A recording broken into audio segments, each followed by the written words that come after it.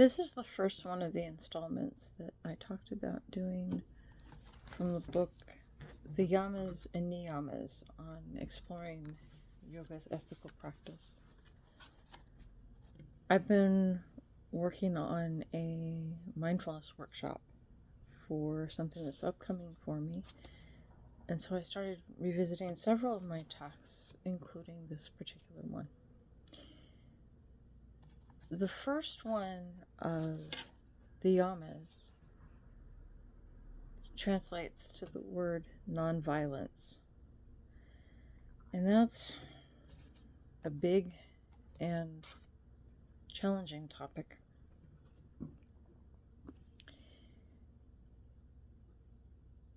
One of the quotes that really struck me, and I've got the text in front of me right now, is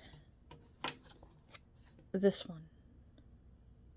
To create a life in a world free of violence is first and foremost to find our own courage. Personally, and this is even outside of what we're talking about, I've been confronted with several situations where I've been working on trying to find my own courage inside, and that's not always an easy thing to do. But we need to be able to do that if we're ultimately going to do things such as owning our own tail. To own our own tail takes courage. It really does.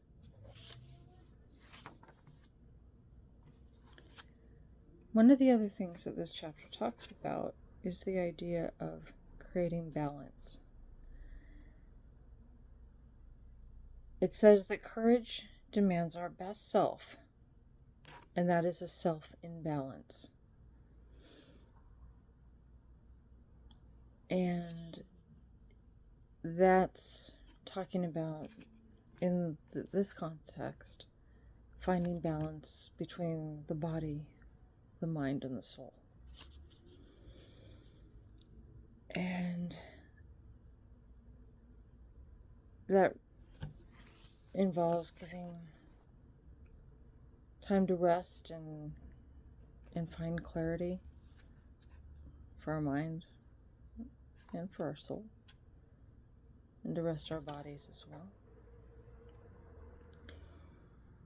Sometimes it's hard in this very busy life to be able to do that. And then frustration might come out in ways that we'd rather it didn't. And I can certainly say that I've done that a few times to myself. And one of the things also about not having courage is then it makes you feel powerless. The chapter talks about that some in relation to yoga. But as I said before, while I'm looking at this, I'm really using it as a springboard for my own thoughts. And I really want to address that idea of feeling powerless in the impact that it can have on our lives. I know, and this is something I hope that I look back at when I'm recording right now, and remind myself that, yeah, you've had more than a few times where you felt powerless and the chips were stacked against you.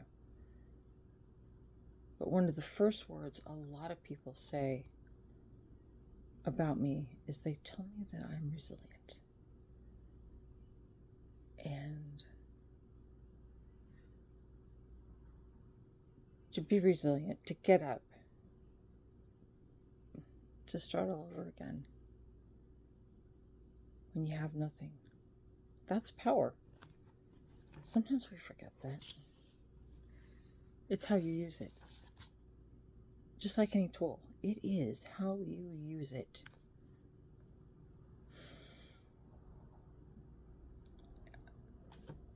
This section of the chapter of the book encourages that nonviolence invites us to question the feeling of powerlessness rather than accept it. Just something to think about.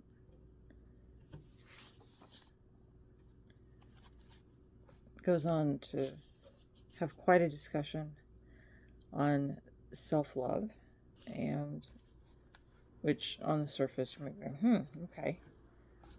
But it talks quite a bit, and I do not want to paraphrase it. If you're really interested, I'd look at it more in detail. But the highlighted quote here is how we treat ourselves in truth, or is in truth, rather, how we treat those around us.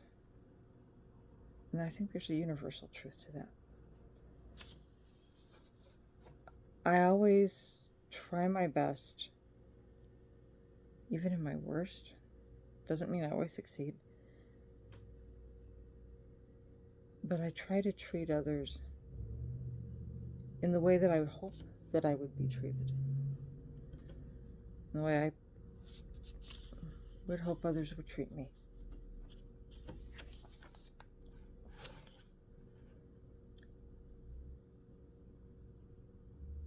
I also like this highlighted quote.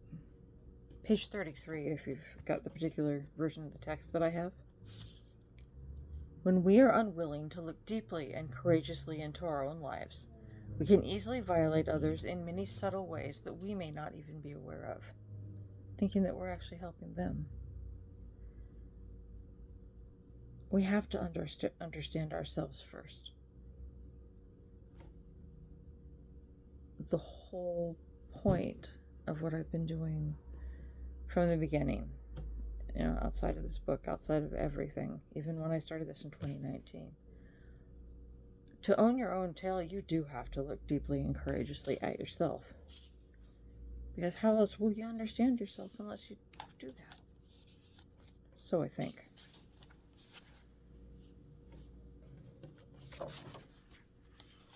And there's other guidance in here on developing compassion and those aspects of it. But this is an example of what I hope to do with the video logs is, as I'm looking at the text, finding things that resonate on an even deeper level, that inspire me to think of things regarding my mission, what this entire thing with Own Your Own Tale is all about for me and for the people that I'm trying to reach. What are the things that we need to do in order to take ownership and tell our stories authentically and have ourselves be represented authentically as we would wish it. And in a way that we can make peace with and doesn't create struggle, and in a perfect world shouldn't be a struggle in order to have to be who we are. And those are my thoughts for now, and I certainly hope to review this in the days, months, years ahead and see how much I've grown. Until next time.